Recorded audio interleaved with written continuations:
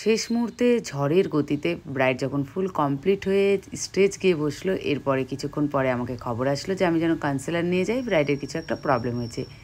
এই বিয়েবাড়ি আবার দেখো, আমি যেখানে সাজাচ্ছি সেটাই স্টেজ হয়ে গেছে, এখানেই সবাই গিফট দিচ্ছে। তো হ্যালো এভরিওয়ান, আজকে 10ই মে সকাল থেকে শুরু করি। আমার তাড়াহুড়ো থাকবে আর রাস্তায় লেট হবে না, এটা হতে পারে না। সেই গেটের জন্য আমাকে অপেক্ষা করে চলে আসলাম কাঁঠালবাড়ি। কাঁঠালবাড়ি ছিল আজকের, এটা আমার ফার্স্ট ব্রাইড। আজকে পরপর কিন্তু আমার 4টা ব্রাইড আছে। এই ব্রাইডের মিডিলের আমি কোনো ভিডিও নিইনি, শুধু বিফোর আফটার এবং শেষে বাড়ি যাওয়ার সময় একটা পাই। এই ব্রাইডের খুব পছন্দ হয়েছিল, সব তারিফ শুনে আমি চলে গেলাম আমার সেকেন্ড ব্রাইড লোকেশন আমবাড়ি। এই ব্রাইড কিন্তু আমাকে এত পাশে থাকার পরেও ফেসবুকে নাকি সার্চ করে আমাকে বুকিং করেছিল। তার একটাই কারণ, ওরা সোনাপুরে থাকে না, ওরা বাইরে থাকে।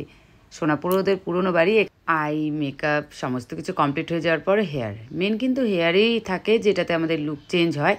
ওর জন্য আমি ওকে ভালো করে দেখাচ্ছিলাম যে এই মাথাপাটিটার সাথে ও কেমন কি লুক নিতে চায়। প্রথমে দেখালাম রয়্যাল, তো রয়্যালটা থেকে ও বললো যে একটু যাতে ওড়নাটা দেখা যায়, মাথায় যেন পাপ থাকে, সেই মতনই আমি করলাম। ওর একটু তাড়া ছিল, শেষ মুহূর্তে বলতে পারো যে আমরা খুব ঝড়ের গতিতেই মেকআপটা করেছিলাম, কারণ ওকে স্টেজ গিয়ে বসতে হবে। নথটা দেখতে পাচ্ছে, এটা কিন্তু ও আলাদাভাবে নিয়েছে অনলাইন থেকে, যাতে ও নাকের ফুটোটার ভেতরে ঢুকে এবং আরামসেও কমফোর্টেবল থাকতে পারে। তারপর যখন আমি ব্রাইডকে স্টেজ পাঠিয়ে দিই সমস্ত রেডি করে, এরপর আমার কাছে খবর চায় যে কাউন্সিলর নিয়ে যেন আমি যাই। গিয়ে দেখি ব্রাইডের মাস্কারা লেগে গেছে একটা দিকে। তো সেটা যেহেতু ওয়াটারপ্রুফ, আমাকে তেমন কষ্ট করতে লাগেনি, এমনি তুলে একটু হালকা হাইলাইট দিলেই ওটা রেডি হয়ে গেছে। এরপরে ব্রাইডের দিদি ছিল একটা পার্টি লুক, সেটা কমপ্লিট করে আমরা চলে আসি সেই আমবাড়ির পাশেই ডুবানুচি। এখানে টাইম দেওয়া ছিল 2টো, আমার 3টে বেজে যায়, যেহেতু ওইখানে আমার একটা পার্টি লুক ছিল, সেটা কমপ্লিট করে আস্তে আস্তে এখানে আমি মিডিলে কোনো ভিডিও করিনি, একদম ডাইরেক্ট ভিডিও করি। আর ভিডিওর পর আমি একদম ফটো ভিডিও নেওয়ার টাইম পাইনি, যেহেতু আমাকে আর একটা ব্রাইড আছে সেখানে যেতে হবে, আবার এই 2টো পার্টি মেকআপও আমাকে করতে হয়েছে। খুবই সিম্পলের ভেতরে তাড়াহুড়ো করে আমি 2টো পার্টি লুক করে চলে যাই সুফলগঞ্জ। মা এইখানে এসে দেখি এদের এখনও কিছুই রিচুয়ালস হয়নি। যাই হোক, সমস্ত রিচুয়ালস করে যখন ঘরে দিল তখন বাজে রাত 8টা। এখন আমি এটা বুঝতে পারছি না যে 8টার দিকে ওকে রেডি করে আমাকে বাইরে দিতে হতো, 8টার দিকে আমাকে দিল। এখন আমি এইটুকু টাইমের মধ্যে কি করে এত তাড়াহুড়োতে রেডি করব? যাই হোক, যতটুকু পেরেছি তাড়াহুড়োতে করেছি। ততক্ষণে বাইরে সব লোকজন চলে এসেছে, খাওয়া শুরু হয়ে গেছে।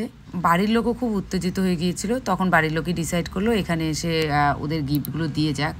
এটাতে আমার একটু অসুবিধা হচ্ছিল, কিন্তু যেহেতু বাড়ির লোকেরও একটু দিকে ব্যাপারটা বুঝতে হবে, তার জন্য আমি আর তেমন কিছু বললাম না, সেটাই হলো।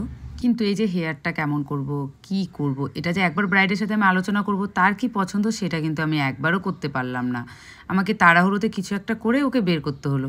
তো এবার আসি যে এদের লেট কেন হয়েছিল, সেটা জানলে আপনারা অবাক হয়ে যাবেন যে দুপুরে রোদ কেউ নাকি জল ভরতে যায়নি, সন্ধ্যাবেলায় গেছে। মানে কি বলবো আর। যাই হোক, এত রোদ তো তোমরা দুপুরবেলায় জল ভরতে যাও, রাত করার কোনো দরকারই নেই। এবার পুরো ভিডিওটা কেমন লাগলো সেটাই তোমরা সবাই জানিও, আর সবাইকে বাই বাই।